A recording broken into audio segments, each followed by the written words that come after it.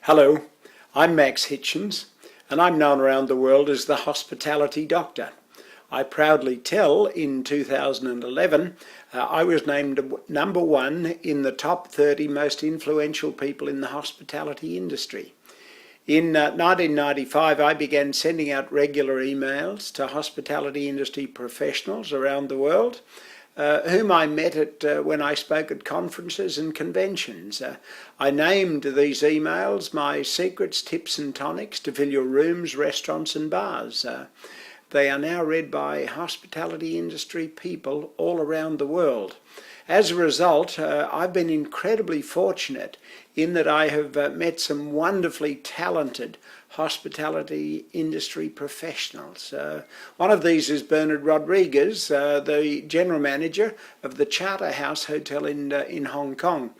When Bernard was promoted to his first general managership, he was then the youngest general manager in Hong Kong. Pretty special.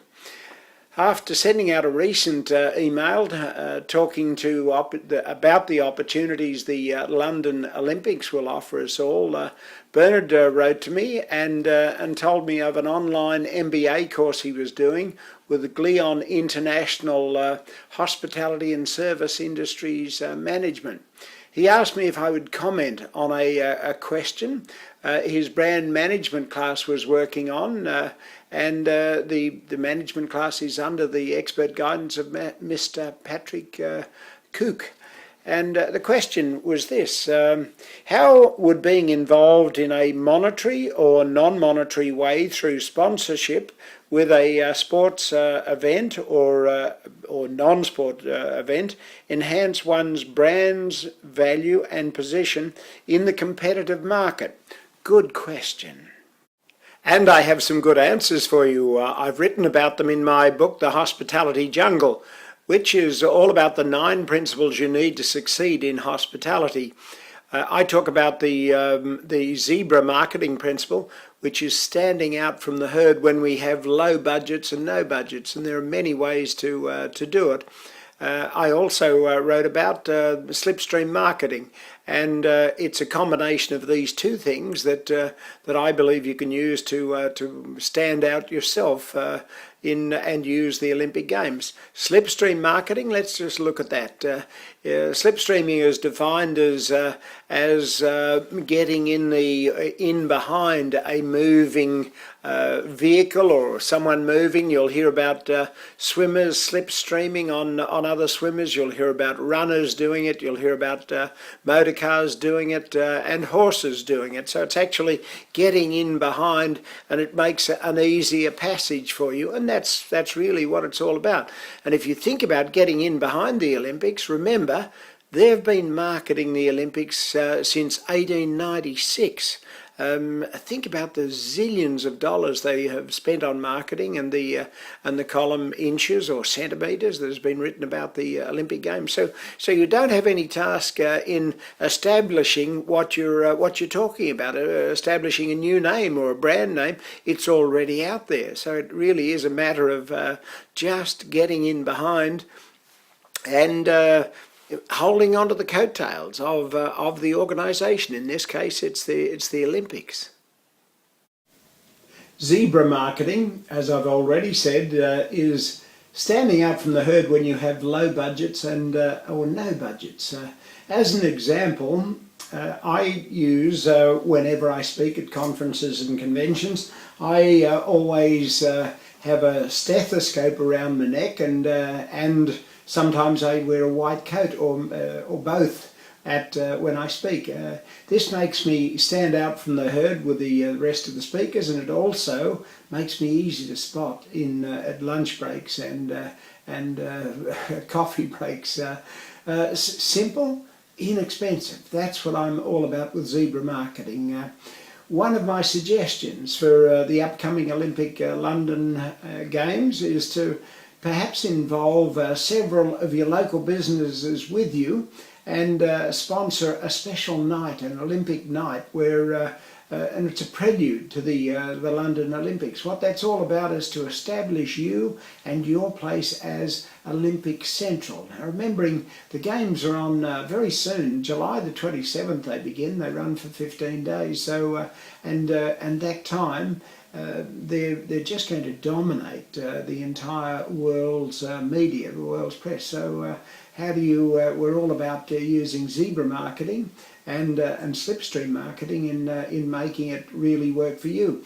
You should be writing to your database, telling them of what you're doing. Perhaps sharing some of the magnificent motivational things that come from the Olympics. You should be also talking to your staff about some of these motivational stories, inspirational stories. They're really good.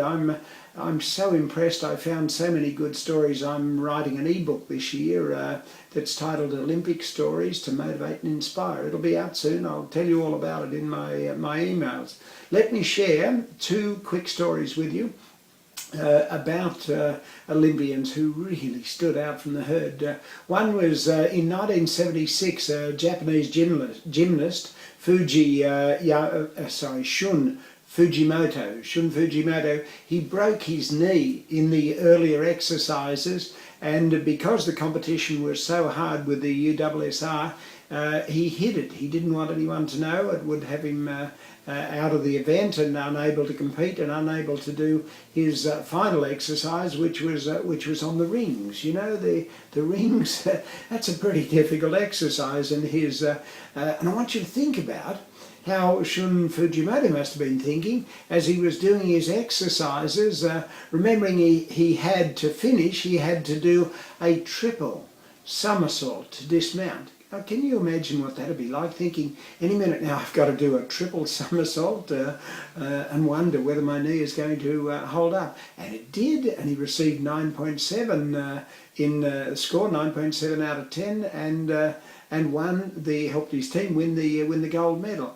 And the second moment was an amazing Olympic moment in 1992 when the Olympic or the Para-Olympian he was, Antonio Ribolo, took an arrow after the flame was brought into the ring. And remember, since 1996 the flame has been brought into the ring and normally sort of put into the cauldron lights up. But this year in Spain, Antonio Ribolo lit his arrow from the flame and put it in his bow, drew it back, and then loosed the arrow, and as it sped towards the cauldron, and as it went over the cauldron, into the cauldron, it ignited, and that cauldron was there to oversee and watch over the Games for 2 weeks. It was a stunning opening, and ever since there have been people trying to, or each country tries to find another way to stand out from the herd, like Antonio Ribolo did in 1992. Thanks for spending time with me. I hope we get to meet soon at a conference or convention near you. In the meantime, I invite you to stay in touch with me, stay in contact by subscribing to my weekly emails, Secrets, Tips and Tonics to fill your rooms, restaurants and bars. You can do that by simply going to my website, hospitalitydoctor.com, and signing up for it there. It's free, doesn't cost anything. Until then, and until we meet, I wish you well. I wish you a wonderful time in the hospitality industry, and I certainly look forward to meeting you soon.